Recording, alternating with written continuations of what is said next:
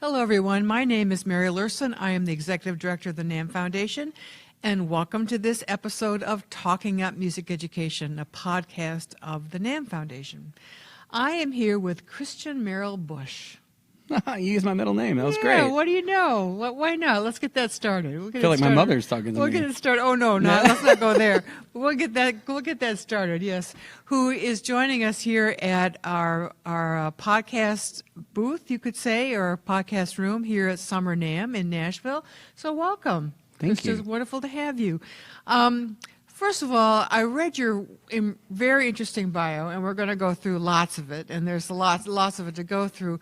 But I wanted to start with something that I just kind of went, really? When I read it, I kind of couldn't believe it, and that's that you wrote one of the theme songs, or the theme songs to the popular learning channel, Say Yes to the Dress. Yes, I did. He's here with us today, ladies and gentlemen, the creator of the. Now, this is like a guilty pleasure for so many people to be watching this I have program. noticed since I did it, I've had more people come out of the woodwork and kind of confess to me, like, "Hey, man, I think I heard you on this." And I was like, "Really? You're a truck driver? I didn't know you listened to." It is Say Yes to the guilty Dress. pleasure. There is something about that franchise that has just caught the hearts and minds of dads and moms and little girls. And so how did that happen, that you wrote a wedding dress show's theme song?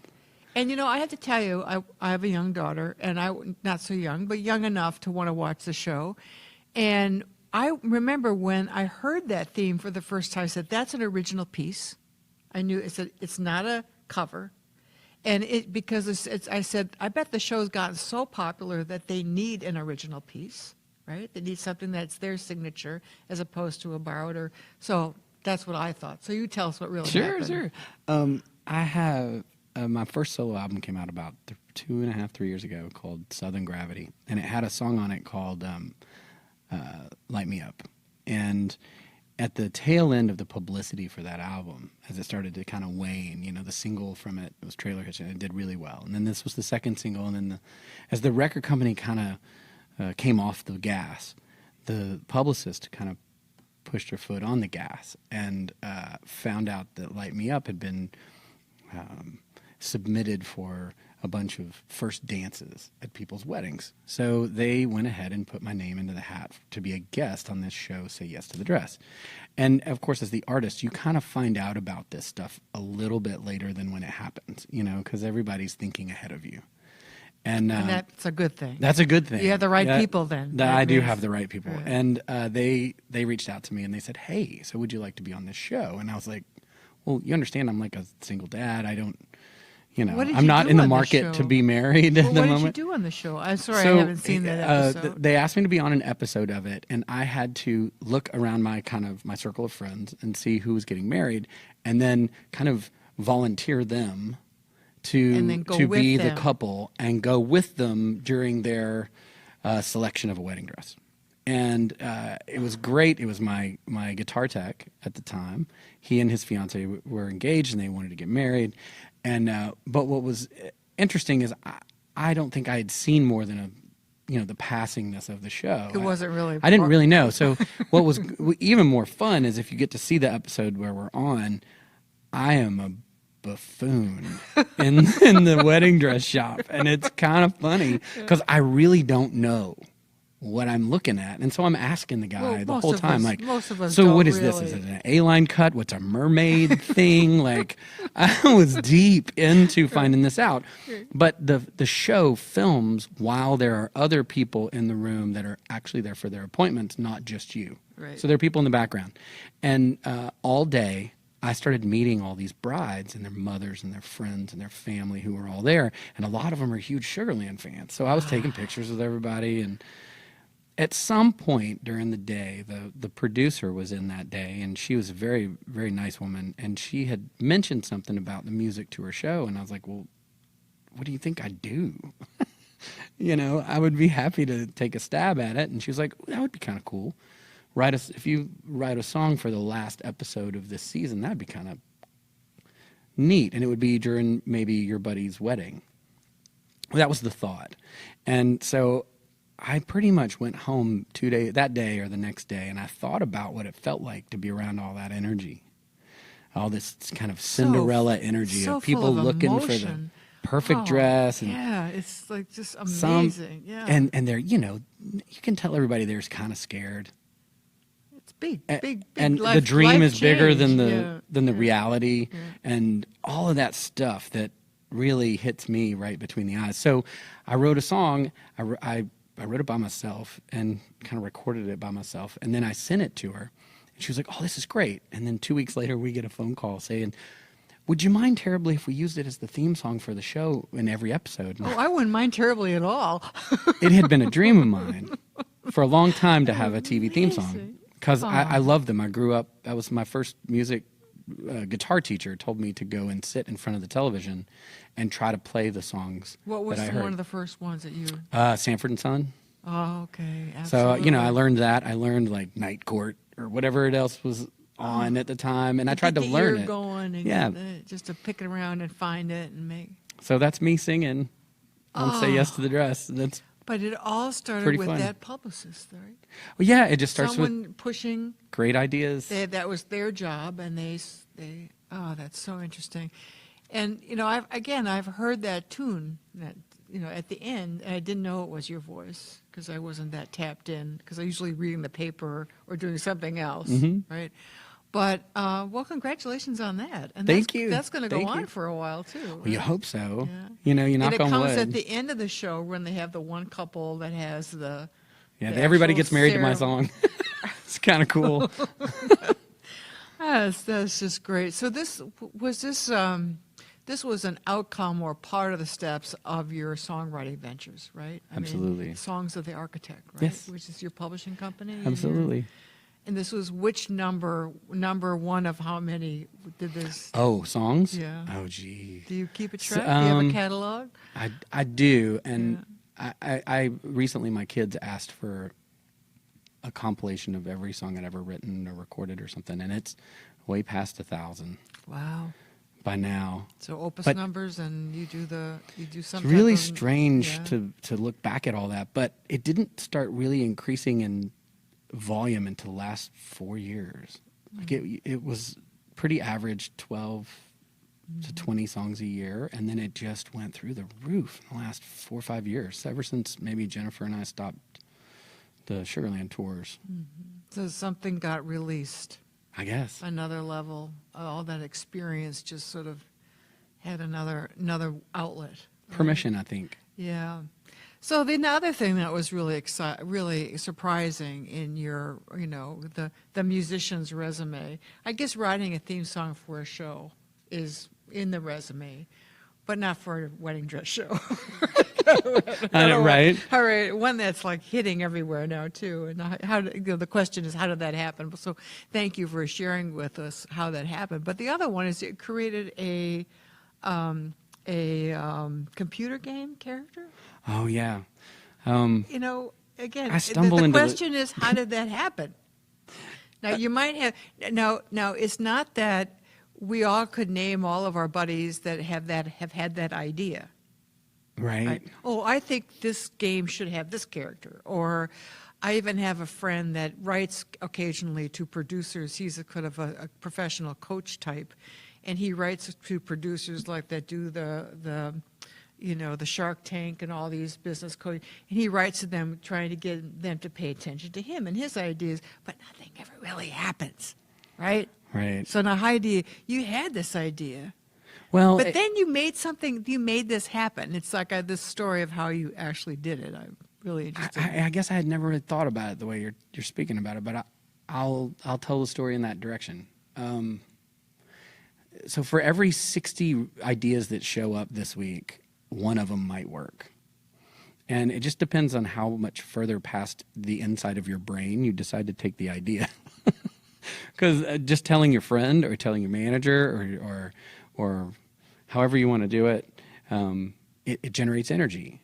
And so you don't know really what's going to come out the other end, but if it's an idea that you're passionate about and it catches fire, then speaking about it is the first trick. So in this case, the way I ended up in a video game, it was Father's Day, and I take my parenting very seriously, and because I'm a single dad. And Tucker, my son, was sitting on the sofa, and he's just glued to his iPad. And I was like, really? It's Father's Day. One more Can time. you give me one day? Right. You can go back to the glowing rectangle. And instead of that, I had been trying to take the tact of be interested in what your kids are doing rather than be opposed to it. So I sat down with him. I was like, what are you doing? He's like, well, I'm playing this game. I was like, well, what's the game? He said, well, it's called My Singing Monsters. And I said, oh, that's kind of cool. Show me. He explained the game. There were these monsters. They're on an island. You have to hatch them, and then you have to breed them. Like you mix the monsters together, and suddenly they make a third monster. And there's a certain percentage of the time that it'll come out with something special. So it has a little genetic drift, I guess. and Scary thought. Scary thought. And then what was interesting is each monster that pops out joins into this song that keeps going on repeat. Oh, wow. On the island. So at first it's just maybe the melody is happening, and then suddenly the bass monster shows up and he starts singing bass, and then the next monster shows up and he starts, but it was all gibberish.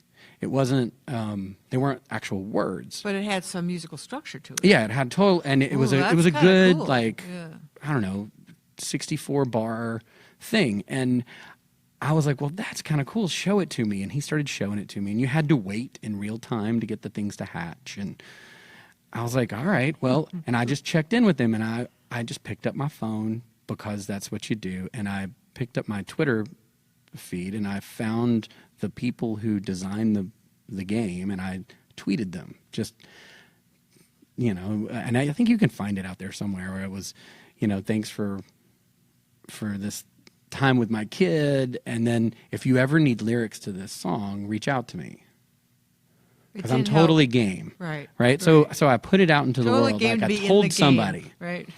And sure enough, if the guy who manned the other side of that Twitter didn't respond and direct message us and say, yeah, are you into this? And I said, yeah. So we kind of slowly walked. I became a monster on the very first page. So if you go in and you start playing it right now, or your kids start playing it, I show up as the Sugarbush. Is what they decided. They decided I was. And I've got my little hat on, and I'm playing a mandolin. And they sent me the song, and then I played along with it, and then they animated me and created me into this guy. And then a couple of, 6 or 7 months later, I had my first single kind of come out in the UK.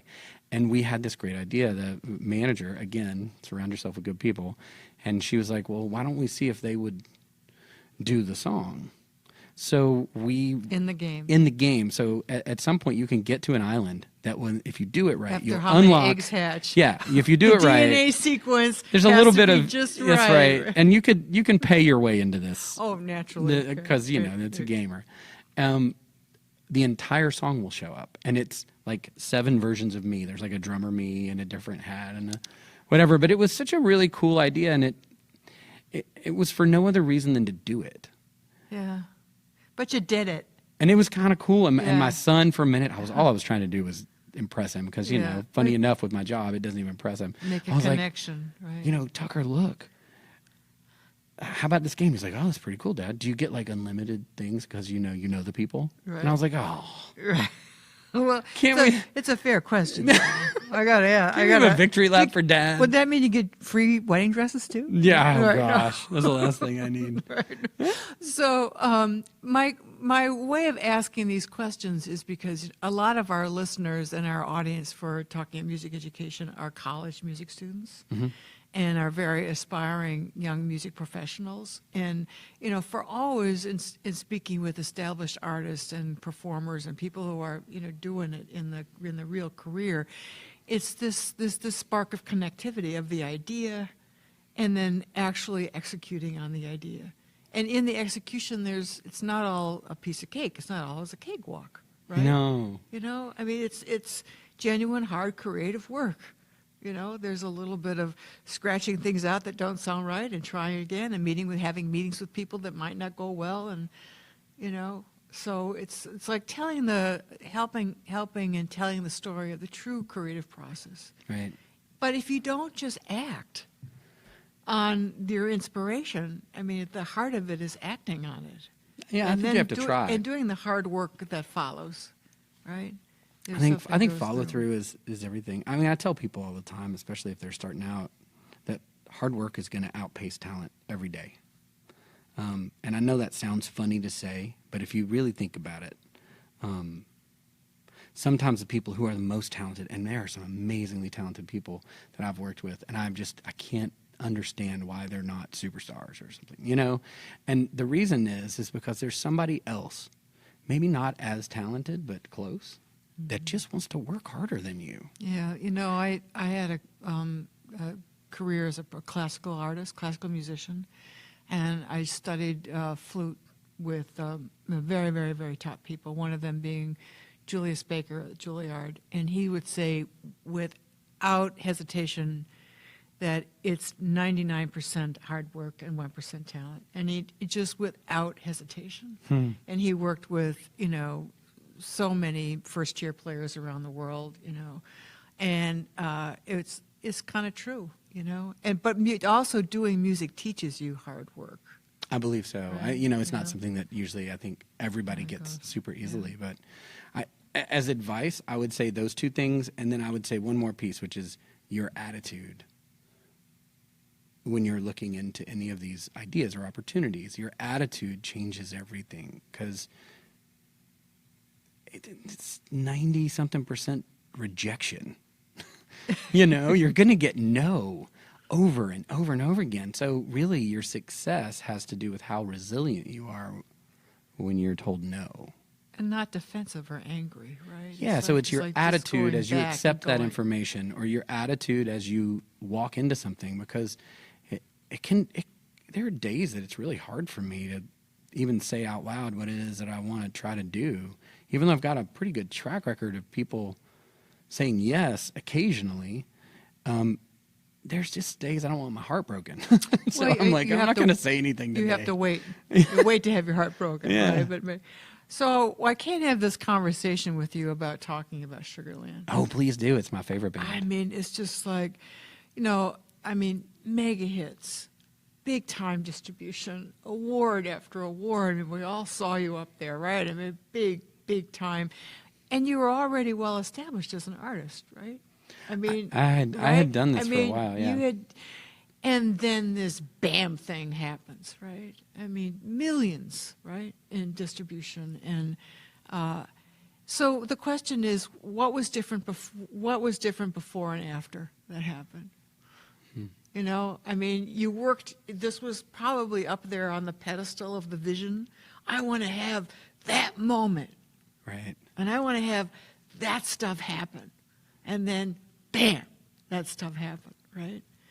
So it's on like on the artist and the creative side. You know, what was it like? Was it? Did it validate you? Did it kind of say, oh, there's more work to do? I get to do the next version of the work because of this. It's kind of all of those. Okay. But I would say that the habits and the muscles that you use to get yourself there are exactly the same ones that you use once you're there, because you don't really know you're there. For me, the music business is behind the perception on the outside is behind the perception on the inside. So if you saw us play our first performance on the ACMs, you can get this on YouTube or something. I still had to have a job. Jennifer didn't even have shoes on. You know, people had canceled that day, and we got the slot. But to the world, that was our announcement. But to us, it was panic. And so that keeps going. So, like, even when you see us on stage with Beyonce doing something, we were still in panic mode. But to the outside world, it's success. So there's a certain amount of... It's really human, right? There's very human. I mean, really, there's a cool thing about Sugarland where we were weirdly kind of always the underdogs. Like, we walked in from the outside. We came from Atlanta, not Nashville, and we made music that was a little different than our friends.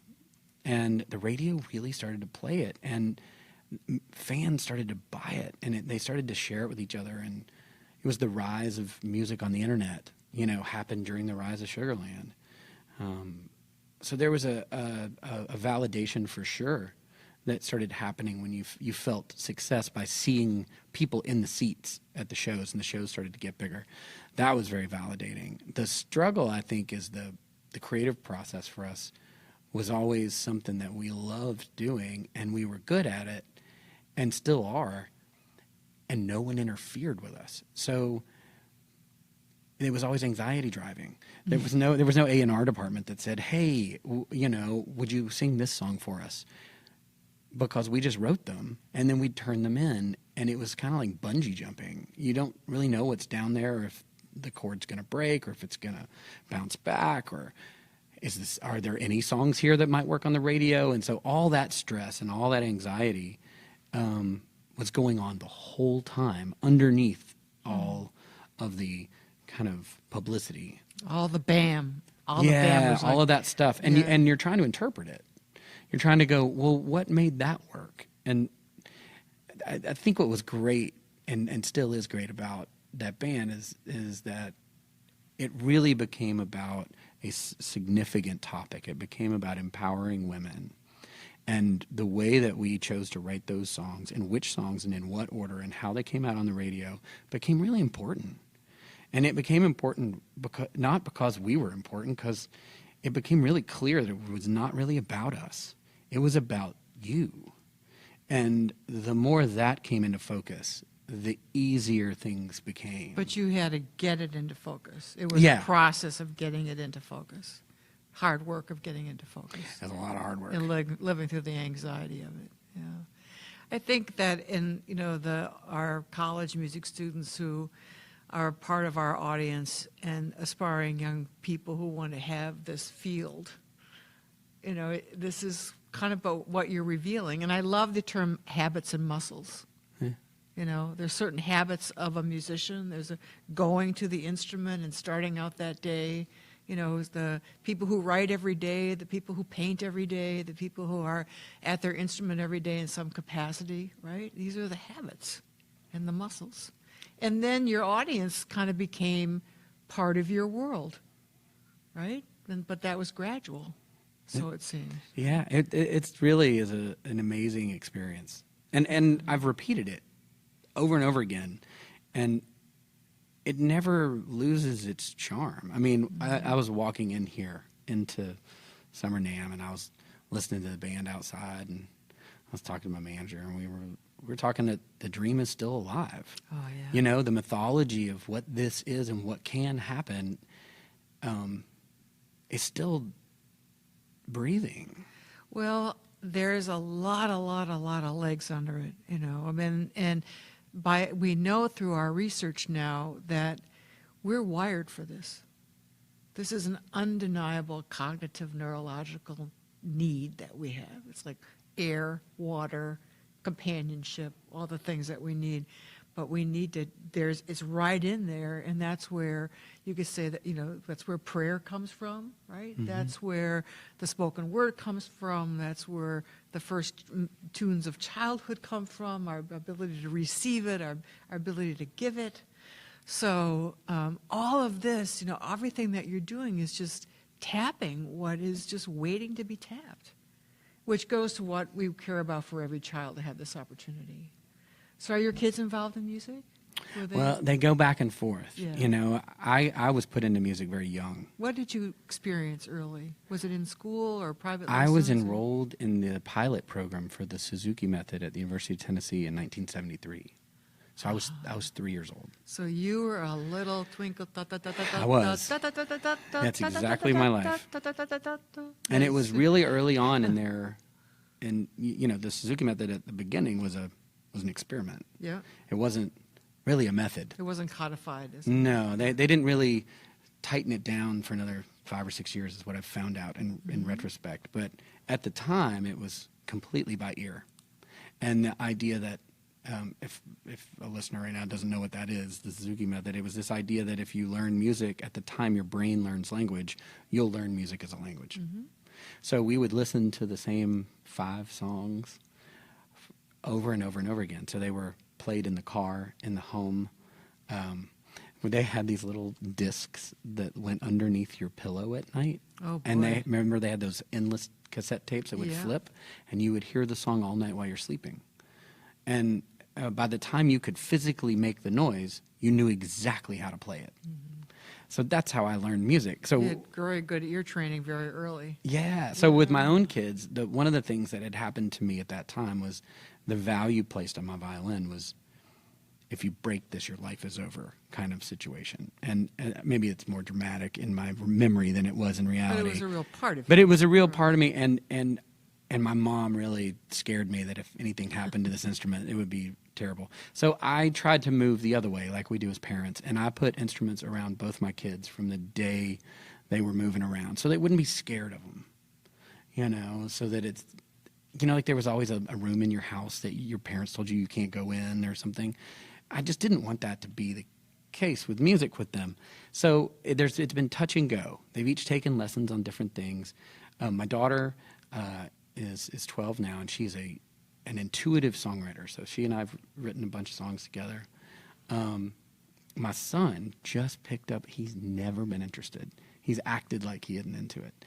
And he asked for an electric guitar from the studio the other day. He's like, Dad, can I take one of your electric guitars home? And I was like, yeah, you're going to need an amp. And he was like, oh, okay. And so I put an amp, like a little tiny practice amp, down in his room. And sure enough, within 2 days, all I hear from the basement is AC/DC. And I thought, well, welcome to the problem. Got a little fire, a little fire is burning. Oh, no. So very seriously started early in life with music. And then you stuck with it for a while, right? You played into the middle years a little bit? I did. Years? I played into till I was in 7th grade. I made a deal with my mom. They were shipping me into a school. We lived in the mountains in East Tennessee, and they were paying for me to go to a private school that was a couple hours into this big city in Knoxville. And I'd made it into that school a couple years, and I wasn't very popular, and I was feeling the anxiety of being from the mountains and all the city kids. And I was like, I'm never going to get a girlfriend carrying this violin case. Yeah. This is not going to work. So is there any? It might be different today, though. It might be different. I would hope so. So I made a deal with her. I said, can I please play guitar? She said, well, sure.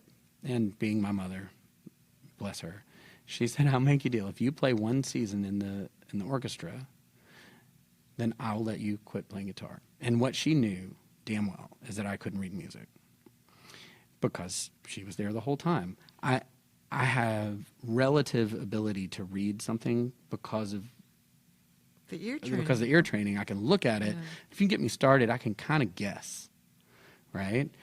But if you'll play it once, I can look at the paper and fake it and play it perfectly. Honestly, I think you can read music. I don't know. I'm just as a former music teacher, I think all of that you were really reading music. You'd happen to have a pattern or an interpretation the way you were reading it, but you couldn't have played unless you could do something visually with it. Something. I mean, but it was always a problem for me. But it's easier for you to be a musician and not worry about reading music. Well, it is. That's the best way for you to be creative. Huh. I never thought of it that way, but that's nice. Which is totally within the realm of absolutely great. If that's the best way for you to be a musician, then do it that way. And not to read music, then that's how you should be a musician. And this is how music education is changing, by the way, because we have programs in schools now for guitar, and yet many have they want to learn the traditional way, but with technology, it's like, how are you going to be the best musician? Let's find the means by which. So it's changing out there. That's awesome. You don't necessarily have to sleep with the recorder under your ear, which was, I think, a little severe. I think, the Japanese methods are always really pretty intense. I think they've adjusted too, though. They have, and I know the Suzuki method now is a different beast, but that was an awesome deal. Like, what I ended up doing is faking my rehearsals on Wednesdays, and I would take the little, because they had Walkmans by then, and I would hit record on the Walkman and record the violin chair next to me, because you share a stand, and I would keep my fingers on the strings so that they wouldn't make noise. And I just made it look like I was playing, and then I would listen to the person next to me's recording for 3 days and then perform it on Saturday. And I knew how to play it by Saturday. So I got out and I got to play guitar. And that's amazing. that was a super cool moment for me to. And then I started a band that year and made my first record that year. So amazing. And you know what you're telling me about being a middle school student or junior high school student and not being able to read music but being in an orchestra. I've seen other kids like that. God, it's terrifying. It feels like... And I just don't think that they have the network or environment which they can go to somebody and say, I can't read can't any do of this. this. I don't know what I'm doing. I don't Right. understand anything on the page. I studied this for 6 years, and I don't, because my mind doesn't work that way. Well, I'll tell you this. And I do music much better without having to look at it. The skill set of having to figure it out, I probably am going to use later today. Like being in a situation musically where you're over your head, or it is an impossible thing that you're trying to do. You don't have the skill for it. What do? Right. Well, you figure it out. And if this is really what's in your bones, if this is really what you want to spend your life doing, then figure it out. That's the cool part. I mean, geez, can you imagine the resources now? Like my son learned to play AC/DC by looking online on YouTube. I learned an entire, very not big, but not bad ukulele repertoire that I do completely online. It was an experiment I did for myself, which was, because I learned everything. I learned in music the old-fashioned way, teaching and training and degrees and all that. I said, I have to find out what's going on out there. And I love the ukulele, and I pulled it. I could not believe the experience. I mean, Is it hard to do? Because I don't know how to play a uke. Oh, it is so, what's available. They have a camera that you can have over and over. You can rotate how many times you look at it, which is most of playing music is repeating it many times. How many times do you play the lick before it's right? But they have that you can learn the left-hand chord over and over and over and over and over, but just by simply watching it. Wasn't that how we would do with a teacher? Yeah, you just sit across from your teacher. So you just get it all set up on your iPad, you can put a thing in your ear, and you get your little ukulele, and the only thing they need is like a foot thing to keep repeating it, so you don't have to go up and touch them. But it's just amazing. I mean, I learned so many things that I just didn't know how to do. And then you should go every Tuesday night to go to your ukulele club, and you play with them, and you come back. I mean, that's what's happening now. I think it's just seamless. That's amazing. So I yeah, love you it. should learn a ukulele. I've always wanted to. I There's just bought a limitless. bass uke, Yeah, which I thought was kind of awesome. I'm sure there's a bass youth club on the net. Well, this is so much fun. What's next for you? Oh, jeepers. Say yes to the tuxedo, say yes to the wedding planner, say yes to the... I'm in the middle of my second solo album, which is really interesting. I'm having a blast with that, and I hope that'll be out Are soon. you doing it here in Nashville? Or where? I do it in Nashville and Atlanta. Okay. I moved back and forth. I really believe in the textures of Atlanta and how... It's your roots. I do, and then I also really believe in the craft of Nashville. There's the craftsmen here are so good at what they do that they can't even be compared. Right. So I like using the best of both worlds. And then I just produced a record for a new artist named Lindsay L.